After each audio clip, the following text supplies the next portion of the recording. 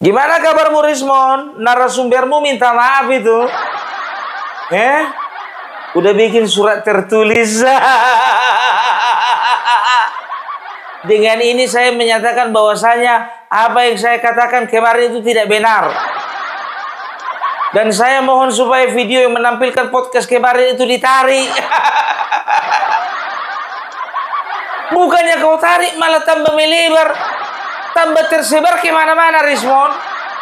Itulah kau eksploitasi orang tua. Karena itu untuk mengendorkan ini pertentangan ini, saya membuat pernyataan sikap, ini pernyataan Sofyan Effendi terkait dengan informasi yang tersebar dari live streaming di kanal YouTube berjudul Langkah Update tentang judul Mantan Rektor UGM buka-bukaan pada tanggal 16 Juli 2025 tentang ijazah atas nama Bapak Joko Widodo. Saya menyatakan bahwa pernyataan Rektor UGM Profesor Dr. Ova Emilia tertanggal 11 Oktober 2022 memang sesuai dengan bukti-bukti yang tersedia di UGM. Jadi itu yang harus dipegang oleh semua anggota universitas kan. Sehubungan dengan itu, saya menarik semua pernyataan saya tentang dalam video tersebut, dan saya mohon agar wawancara dalam kanal YouTube tersebut agar ditarik dari peredaran. Jadi ini karena saya tidak menyangka itu live streaming di YouTube itu disebarkan secara luas. Kalau itu pembicaraan antara sesama UGM sih oke. Internal ya. Download Tribun X sekarang. Kayak ginilah jadinya kan? Tertekan batin kau bikin. Aduh, lagian Bapak Sofyan, kenapa Bapak akhirnya bikin surat pernyataan? Takut sama beliau. Takut sama bos kita. Habis Bapak fitnah sih. Di video kemarin kan juga sudah kutampilkan bagaimana fitnahnya seorang Sofyan kepada Bapak Prabowo. Apa Bapak bilang? Bahwasanya Ova Amalia itu sudah mengatur pertemuan dengan Bapak Prabowo untuk merubah pernyataannya dari yakin bahwasanya ijazah Bapak Jokowi asli menjadi jangan katakan ijazah Bapak Jokowi asli, katakan saja Bapak Jokowi tidak punya ijazah. Kau fitnah loh beliau kau fitnah loh. Itu judulku tadi malam kan, ya kan? Kau memfitnah. Ku bikin judul videonya. Sudah berani memfitnah Bapak Prabowo. Nyawa Rismon di ujung tanduk.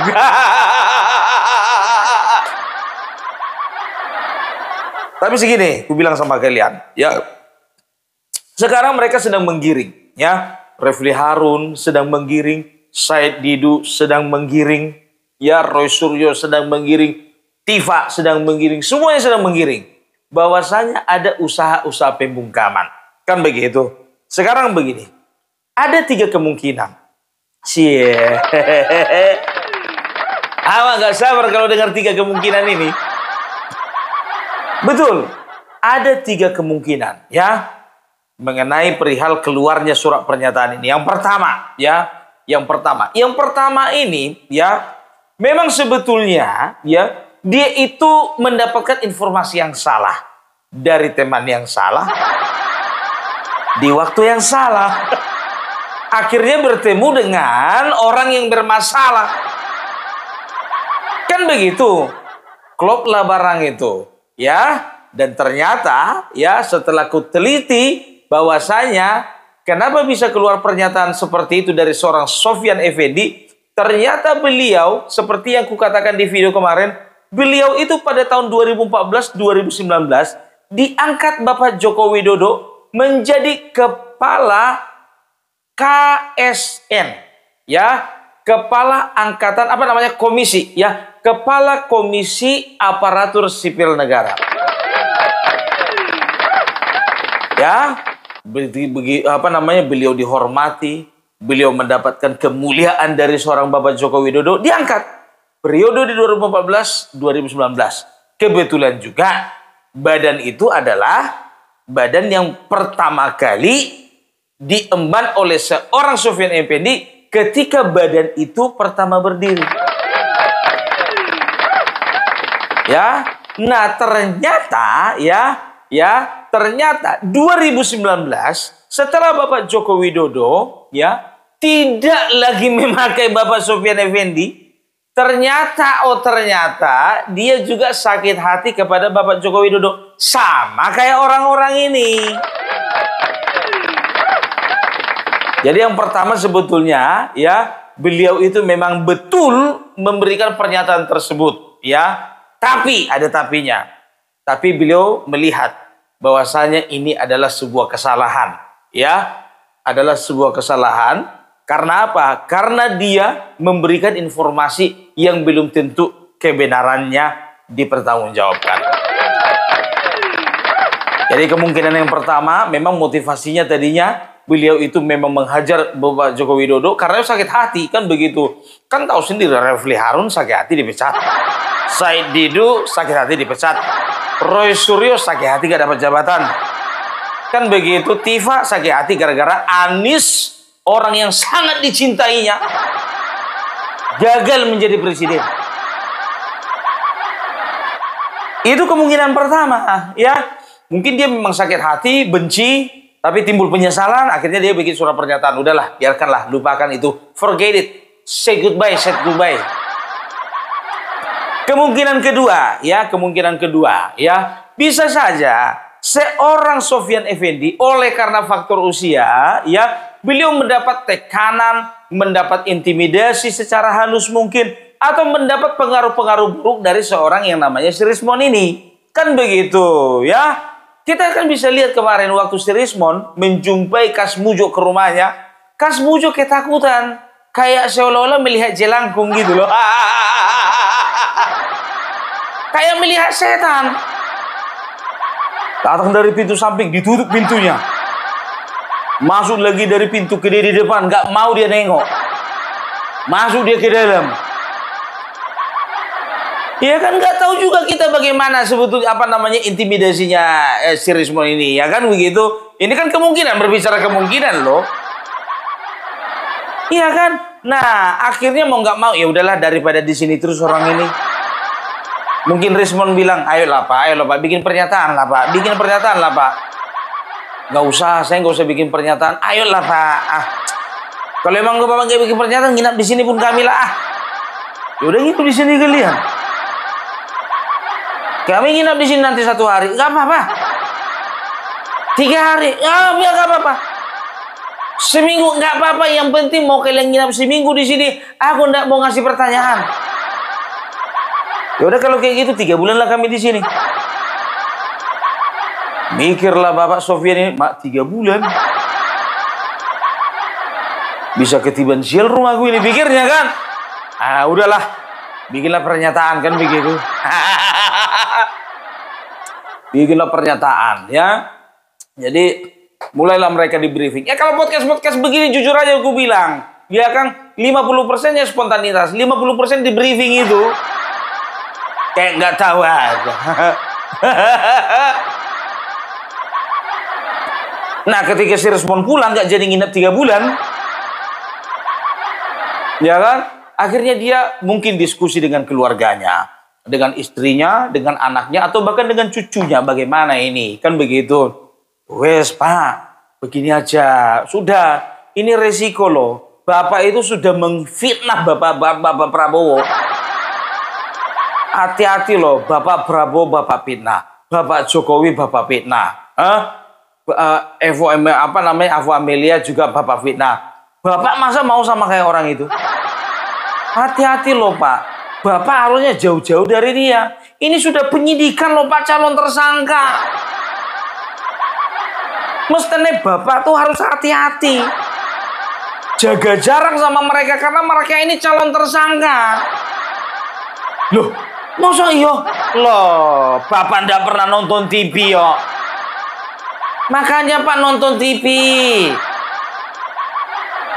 Kalau misalnya scroll TikTok, Pak, itu scroll TikTok berita-berita ngono loh. Jangan scroll TikTok lagu-lagu Korea. Iki wis tuwek senengane lagu Korea. Udah mau tersangka itu, Bapak. Loh, aku ora ngerti loh. Piye iki carane iki? Ya wes, ngene ae. Bikin surat pernyataan, gak usah bikin bahwasannya Bapak dalam tekanan. Bikin saja bahwasannya semua informasi mengenai podcast Dadi Malam itu tidak ada yang benar. Lalu lanjutannya, minta tolong dimohonkan supaya video yang sudah sempat tersebar itu jangan lagi di-upload. Tolong ditarik, di take down. Maka muncullah surat pernyataan tersebut. Dipikir-pikir Bapak ini juga, ya kan, Mak, gak sengaja fitnah Bapak Prabowo, pikirnya kan. Presiden loh, Pak. Presiden beliau ini. Enak aja. Nah, ini kita...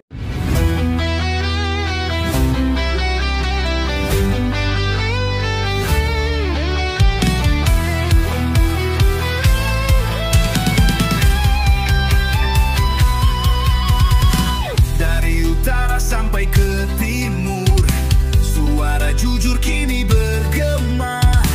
Bukan cuma cari viewer, tapi kebenaran yang utama. Opung Parbelat kasih fakta, Agrifanani pun semuanya. Ini kita masuk kemungkinan ketiga ini, ya, kemungkinan ketiga. Kemungkinan ketiga bisa saja sebetulnya beliau menulis surat pernyataan tersebut itu memang sudah kong kali kong dengan yang namanya Rizmon CS. Kok bisa begitu, Bung? Sekarang begini, ya. Aku bilang sama kalian, untuk mengamankan, yang pertama, ya, itu untuk mengamankan posisinya siapa namanya, Pak Sofyan Effendi tadi, ya, untuk mengamankan posisi beliau, ya, karena mungkin beliau itu sudah mewanti-wanti sama mereka, jangan seret-seret saya, aku iki wis tuwe. Ya kan? Baru yang kedua, mereka mencoba untuk meyakinkan publik bahwasannya setiap usaha mereka mendapatkan pembungkaman. Bisa saja toh? Bisa saja. Gitu loh, ya. Jadi mereka ini semua mereka atur gitu loh. Supaya apa? Supaya mereka menjelek-jelekan bahwasannya ada usaha dari pihak Bapak Jokowi untuk membungkam yang namanya Bapak Sofyan. Ku bilang sama kalian semuanya, ya, lebih parah daripada fitnah ini sudah pernah ditujukan kepada Bapak Jokowi, tapi tidak ada usaha untuk membungkam. Coba bayangkan kalian, Bitor, ya, ini lebih parah Bitor, karena Pak Sofyan Effendi itu dasarnya itu katanya Bitor. Nah, coba Bitor, ada pembungkaman enggak? Enggak toh. Enggak ada pembungkaman gitu loh. Kenapa tiba-tiba Sofyan Effendi ada pembungkaman? Jadi antara dua, memang kesadaran sendiri atau memang ini kong kali kong antara Rizmon CS dan juga Bapak Bapak Sofyan Effendi. Supaya apa? Supaya masyarakat terframing bahwasannya ada kekuatan yang ingin membungkam seorang Sofyan Effendi. Kan begitu, ya kan? Ya, sudahlah. Sama, ya kan? Ada satu orang YouTuber, ya. Ngaku-ngakunya dia seorang ahli IT. Dia sempat katakan sama si Refli, ya kan? Katanya itu surat setelah diteliti itu surat palsu. Itu surat bohong-bohongan. Gak taunya beberapa menit kemudian diralat. Ternyata ini suratnya asli. Mungkin dia lihat baca berita, udah masuk di media mainstream sana, masuk media mainstream sana, masuk media mainstream sana. Nggak mungkin palsu, udah asli nih. Kan banyak begitu YouTuber dadakan sekarang, mendadak ahli. Mendadak ahli IT, ahli forensik, ahli anatomi seperti yang namanya Dokter Tifa, ahli tata negara, bebas. Oh, Pung Parbela nggak pernah bilang kalau Pung Parbela ini asli apa namanya seorang ahli. Udah, aku udah ahli apa-apa. Sebentar dulu, Pung, agak setel dulu itu.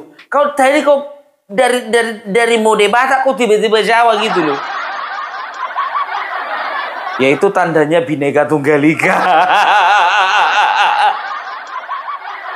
Nah, jadi biar tahu kalian ya. Jadi ini kemungkinan yang mungkin, gue bilang sama kalian. Ini adalah kemungkinan yang tidak pernah dipikirkan oleh pengamat politik manapun. Cuma Pung Parbela aja yang berpikir demikian. Gak tahu tak kenapa gitu loh. Ya, itu coba Bitor nggak dibungkam. Kan begitu, Pak Kasmujo nggak dibungkam. Ya kan? Suka-suka dia mau ngomong. Sekarang A, besok B, kan begitu. Pak Paiman juga nggak ada yang bungkam. Karena apa? Berdasarkan kesadaran sendiri. Nah, kenapa? Ya, siapa sih namanya itu tadi? Sofyan Effendi, kenapa merasa dibungkam?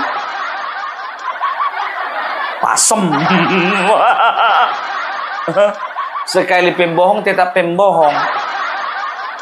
Jadi apa yang dilakukan orang ini nggak ada yang tahu sekarang. Kan begitu. Memang asli itu kesadaran dari Pak Sofyan atau memang kong kali kong mereka supaya terframing bahwasanya ada usaha-usaha daripada tangan-tangan yang tak terlihat untuk berusaha melakukan pembungkaman terhadap Pak Sofyan. Lagian apa untungnya? Ra ono benefit nih, ra ono untung nih. Udahlah, permainan kalian itu kan selama ini kan kotor kan. Apapun kalian lakukan sebetulnya. Ya, itu dia. Jadi Said Didu tahu mengatakan apa? Said Didu katakan ada usaha-usaha untuk membungkam Bapak Sofyan Effendi. Saya arahkan, saya minta kepada masyarakat di Jogja untuk menjaga beliau. Dirimu lah jaga sendiri, kalapa. Ngapain kau arahkan orang untuk menjaga si Sofyan? Kau jagalah dirimu sendiri, kenapa rupanya? Makanya gue bilang, udah kita lihat pernyataan-pernyataannya kemarin ya kan. Pak Sofyan itu katanya, menurut informasi. Sama waktu si Rismon datang ke Solo, ya menjumpai yang katanya sesepuh Solo. Siapa namanya? Usman. Ya, Pak Usman itu, iya kan? Ya, coba suka-sukanya ngomongin Bapak Joko Widodo anaknya PKI. Suka-sukanya ngomongin Bapak Joko Widodo tidak punya ijazah ini dan itu. Suka-sukanya ngomong menjelek-jelekan Bapak Joko Widodo ini dan itu. Kan begitu. Tapi coba, selama podcast itu bergulir, ada data yang ditunjukkan mereka? Nggak ada. Nggak ada, datanya nggak ada, informasi menyesatkan semuanya. Kan begitu, nggak bisa dipertanggungjawabkan. Tapi jujur aja gue bilang si Rismon ini, suka kali-kali menjumpai orang tua. Kalau kalian menjumpai orang tua, kalian bawa oleh-oleh nggak? Ini mana tahu kalian nggak bawa, udah nggak bawa oleh-oleh, kalian ngerepoti pula numpang makan siang pula di situ, enggak? Memang paten kali si Rismon ini, nampak kali dia bukan peneliti, dia YouTuber. Nggak peneliti lagi kau YouTuber. Ya mereka katakan apa? Ya apa namanya? Siapa si Refli Harun mengatakan begini ya? Bisa dipastikan bahwasanya ada kejanggalan antara ijazah Bapak Joko Widodo dengan ijazah yang lain. Ya, bisa dipastikan bahwasanya ini ijazah palsu. Ya, ijazahnya ini palsu ini, menunjukkan ke arah kepalsuan bukan ke yang asli. Karena apa? Karena begini begitu. Ini palsu. Dan ini sudah diforensik oleh Rismond dan juga oleh Roy Suryo. Sekarang begini. Forensik macam apa yang dibikin Roy Suryo? Forensik macam apa yang dibikin Rismond? Ada sertifikasinya tidak? Di mana mereka melakukan forensik? Alatnya seperti apa? SOP-nya seperti apa? Kan begitu. Ya, hasilnya bisa dipertanggungjawabkan nggak? Bagaimana hasilnya, cara mempertanggungjawabkan hasilnya? Sudah dinyatakan valid atau tidak oleh satu kelembagaan tertentu? Udahlah ya, sekarang begini aja. Ya fokus aja lah sama kalian ya. Nggak usah lagi fokus kepada yang namanya Bapak Sofyan itu. Selesailah itu. Karena sudah ada surat pernyataan. Terserah mau surat pernyataan itu asli, mau surat pernyataan itu memang rekayasa, mau surat pernyataan itu kong kali kong, mau surat pernyataan itu hasil dari intimidasi, entah pembungkaman kayak itu, close sajalah untuk masalah Sofyan Effendi. Fokus sajalah ke 12 nama terlapor. Terlapor baru. Hati-hati ya. Mereka akan mencoba membuat sebuah berita ya, akan memanaskan sebuah berita supaya apa? Berita tentang penetapan 12 terlapor ini akan samar. Tapi ingat, aku bilang sama kalian, 7 orang lagi akan kami kumandangkan. Ya, karena di situ ada Abraham Samad, di situ lagi ada Michael Sinaga, di situ ada Rizal Fadila, dan ada beberapa orang YouTuber. Pertanggungjawabkan. Karena apa yang sudah kalian lakukan selama ini? Hanya memfitnah, menuding, memberikan data yang salah, merekayasa data. Apalagi ya, membuat berita-berita yang menghasut. Terima akibatnya. Kan begitu. Ini akan menjadi kabar baik bagi kami semua ini. Kalau yang 5 itu udah jelas itu. Yang 7 lagi kan menyusul. Ingat loh, SPDP loh, surat pemberitahuan dimulainya penyidikan. Abraham Samad, namamu ada di situ. Michael Sinaga, namamu ada di situ. Rizal Fadila, namamu juga ada di situ. Kan begitu. Dan ada 4 orang nama lainnya kan. Ya, si Dame Hari Lubis juga ada di situ kan. Dan juga ada beberapa orang YouTuber kan. Nikmatilah sayang, nikmati. Jangan kalian bilang pembungkaman lagi nih. Ya. Udah ada tembusannya itu, udah ada tembusannya. Artinya apa? Itu surat resmi. Dan menentukan dia terlapor itu udah gak main-main itu. Memang pelapor ini memang luar biasa, paten. Ya kan gitu.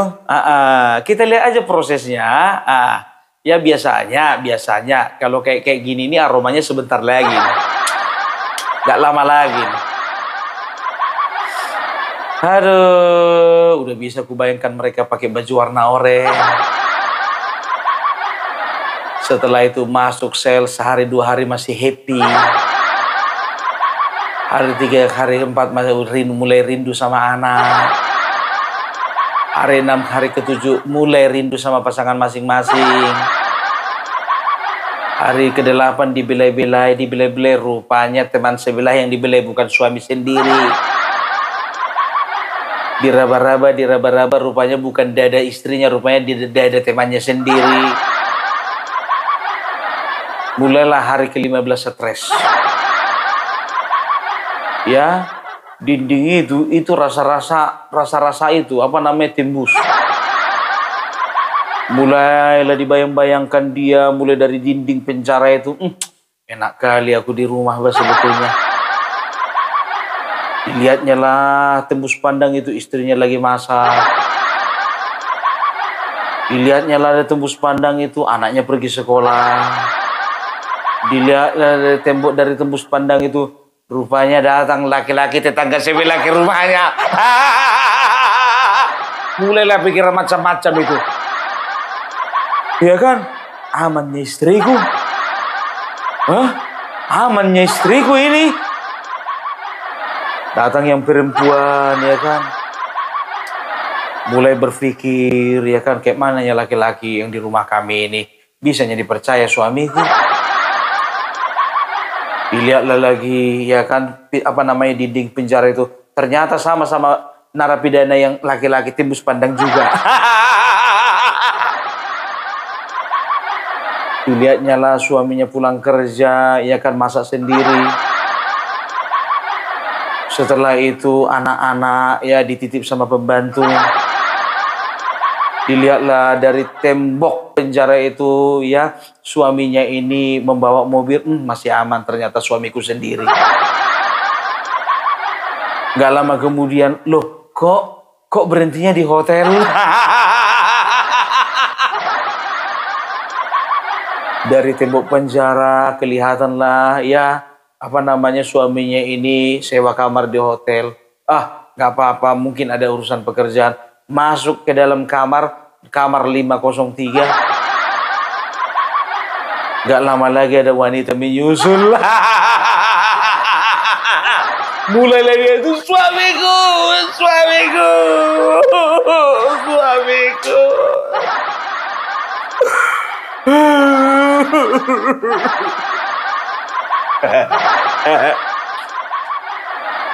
Kadang-kadang biar tahu kalian ya, penjara itu memang tempat-tempat orang untuk berhalusinasi, betul. Enak kali berhalusinasi di dalam penjara, betul. Iya, apalagi 6 tahun. Tiap hari halusinasi. Apalagi 12 tahun. Makin lama halusinasi itu akan jadi kenyataan. Seolah-olah jadi kenyataan gitu. Betul. Aduh, mimpi pun kalian nanti contohnya satu persatu. No, ijazah.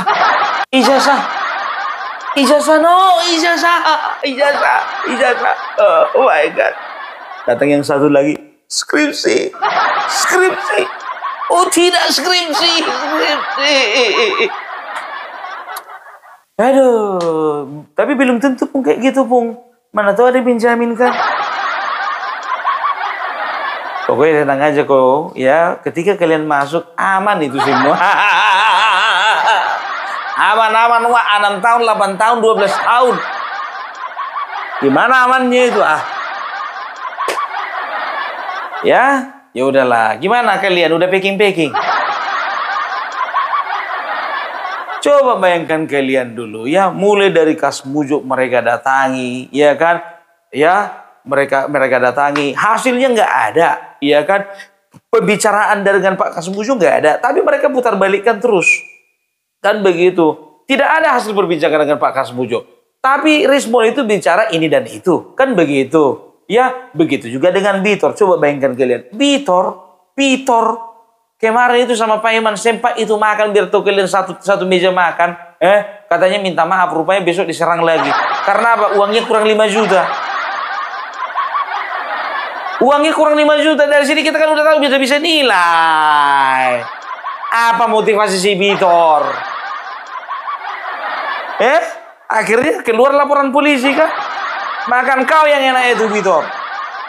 Pembohong kau. Kau bilang kau itu politisi senior PDIP. Rupanya kacang-kacangnya kau, kura-kura ninja. Setelah ditanya, setelah kuteliti biar tahu kalian, coba kuperiksa. Ya, apa namanya? Kuperiksa biar tahu kalian ada nggak fotonya, videonya sama yang namanya si siapa namanya itu, Deddy Sitorus kayak itu, atau misalnya Hasto kayak itu, atau misalnya si siapa namanya Diana Pitupulu itu. Nggak ada. Kalaupun ada, ya paling 1-2 gitu loh. Nggak pernah aku tengok itu di kongres. Nggak pernah itu ikut rapat. Nggak pernah itu tercatat katanya jadi anggota dewan. Nggak pernah itu jadi jadi pengurus DPP. Dari mana jalannya politis senior Bitor? Bukan kerjanya, Pung, umurnya senior. Lapet. Ya, jadi udahlah ya, nikmatilah hari-harimu ya. Untuk Bapak Sofyan, terima kasih banyak. Kalau memang Anda sudah menyadari bahwasanya Anda sudah melakukan kesalahan, ya, tolong kalau memang tobat, jangan kumat lagi. Ya, jangan kayak Bitor minta maaf gara-gara kurang 5 juta nggak jadi minta maaf. Ya, jangan jangan juga kayak yang satu lagi itu. Kemarin awak kira dia diam nggak ada tanda tangannya kan, udah aman kan begitu, ngoceh lagi sekarang. Awak kira tobat, ternyata masih kumat. Aduh, oke. Itu aja dulu dari Pumpar bilang. Salam NKRI harga mati.